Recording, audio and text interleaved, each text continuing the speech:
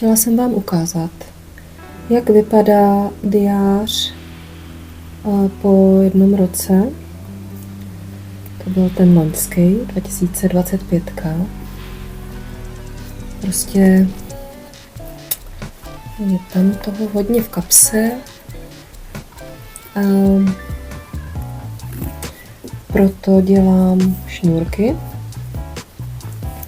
Že teď se sluší, ještě něco z něj budu psát do blogu digitálního, ale jinak už se sluší takhle zavázat.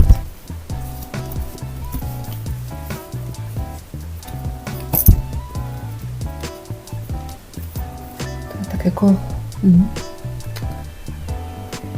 No. A založit. A můj nový diář. Ale tento diářek je ještě takhle krásně tenký, relativně, na to, že má 1 kilo. Krásný. A voní, úplně božsky voní. To je kamarád. Voněný. Ale takže rozdíl, no. To je dobrý, ne?